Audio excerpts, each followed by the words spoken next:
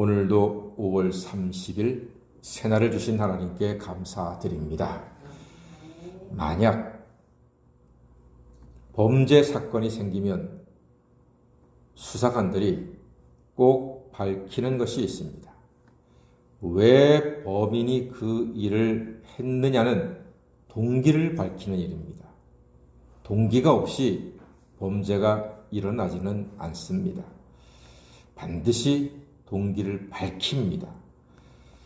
왜냐하면 동기를 밝혀야지만 재판 과정에서 그 사람의 동기가 형량을 결정하는데 아주 중요한 요소가 됩니다. 그 사람이 그럴 만한 이유가 있다라고 인정이 되잖아요. 그러면은 10년형이 5년형으로 3년형으로 감형이 되기도 합니다.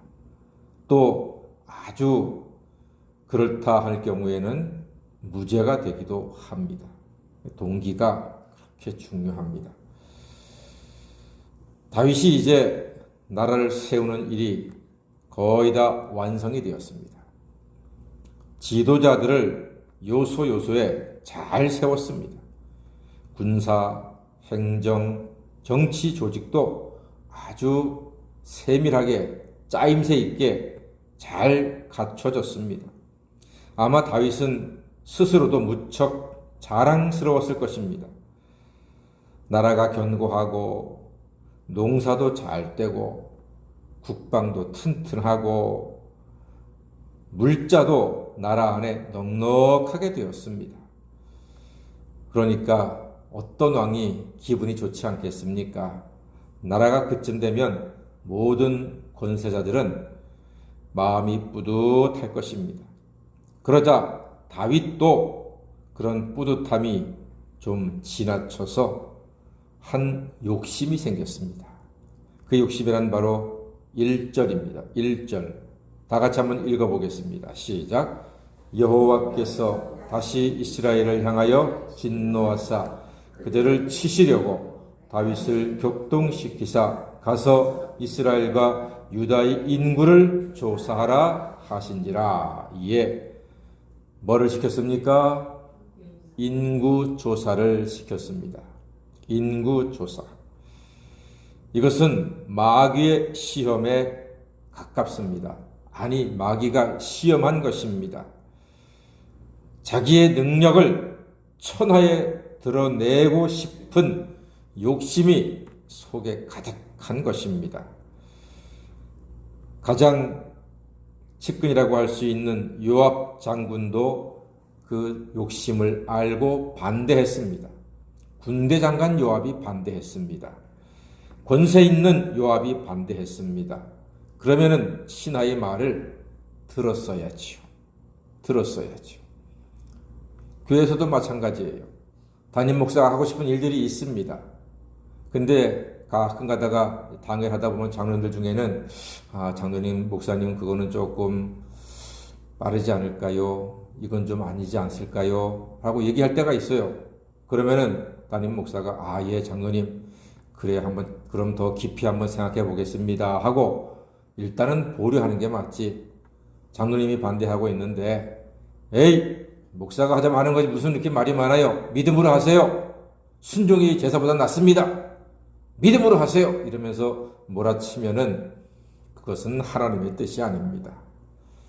하나님께서 장로님들을 기름 부어 세운 것은 같이 협력해서 서로 의견을 나누고 조율을 하고 마음이 다 통일되고 하나가 될 때 일을 하라 하는 뜻이지, 목사가 다그치고 몰아붙이라고 하나님이 세운 자리는 아닙니다.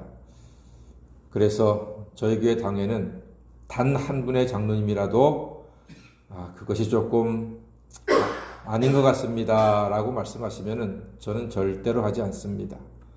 모든 분들이 다 예, 좋습니다 목사님 하고 대답하시면은 자기의 입으로 제가 한 번씩 다 묻습니다. 중요한 일은 한 분도 빠지지 않고 예, 목사님 좋습니다 라고 말씀하시면 제가 그 일을 합니다. 그게 맞습니다. 오늘 다윗은 군대 장관 요압이거든요. 가장 나라의 중요한 요직을 갖고 있는 사람이고 믿을 만한 사람인데 요압이 임금님 아닙니다. 그건 아닌 것 같습니다. 하면은 그래요. 그럼 좀 더 주고 봅시다. 이랬어야 맞는 거예요. 그러나 왕이 재촉을 합니다. 빨리 하라고. 빨리 하라고. 뭐 하냐고. 그래서 요압은 어쩔 수 없이 모든 관리들과 더불어서 전국을 다니면서 인구 조사를 합니다. 그래서 결과가 나왔습니다. 9절 말씀 보니까요. 유다에서 50만 명이고 이스라엘에서 80만 명의 군사, 합해서 군사가 몇 명입니까? 130만 명입니다. 이 숫자가 적어요, 많아요? 많아요. 엄청나게 많습니다. 지금 전 세계 6등, 7등이라고 하는 대한민국 군인이 숫자가 60만이 이제는 안 됩니다.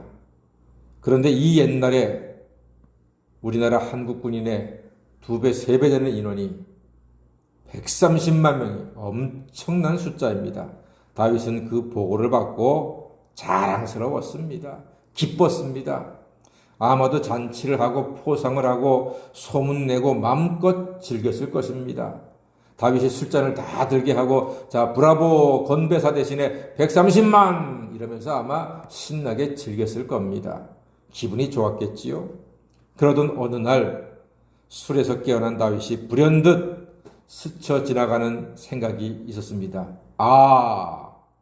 나라와 군대는 내가 아니라 하나님이 지키셨고 하나님이 인도하셨지 하는 생각을 하게 되었습니다. 그리고 하는 것이 바로 10절입니다. 다윗이 10절에서 어떻게 하는지 보겠습니다. 시작. 다윗이 백성을 조사한 후에 그의 마음이 자책하고 다윗이 여호와께 아뢰되 내가 이 일을 행함으로 큰 죄를 범하였나이다. 여호와여 이제 간구하옵나니 종의 죄를 사하여 주옵소서. 내가 심히 미련하게 행하였나이다 하니라. 다윗이 자책하고 회개합니다. 과연 다윗의 멋진 모습 아니겠습니까?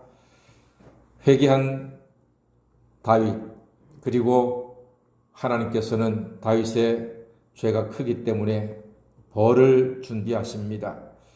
그래서 선지자 갓을 통해서 하나님이 제시하는 벌이 첫 번째 7년 동안의 기근이요, 두 번째는 석 달 동안 도망 다니는 것이요, 세 번째는 3일 동안 전염병을 돌게 하는 것입니다.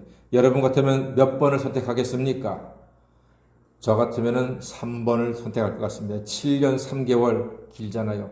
딱 3일 동안만 화끈하게 벌 받으면 된다 생각을 하지 않겠습니까? 다윗도 3번을 이제 선택을 하게 됩니다. 사랑하는 여러분, 먹든지 마시든지 무엇을 하든지 다 하나님의 영광을 위하여 하는 하나님의 자녀가 되시기를 바랍니다. 빌립보 4장 19절에 아주 귀한 말씀이 있습니다. 나의 하나님이 그리스도 예수 안에서 영광 가운데 그 풍성한 대로 너희 모든 쓸 것을 채우시리라 했습니다. 하나님의 영광을 위해 살아갈 때 하나님께서 필요한 모든 것을 우리를 위해서 공급하시고 채워주실 줄 믿습니다. 그러므로 하나님의 영광을 위하여 사는 성도가 되시고, 그러므로 하나님이 모든 쓸 것을 풍성히 채우시는 놀라운 은혜를 날마다 누리시는 하나님의 자녀가 되시기를 주님의 이름으로 간절히 축원합니다. 아멘. 기도하겠습니다.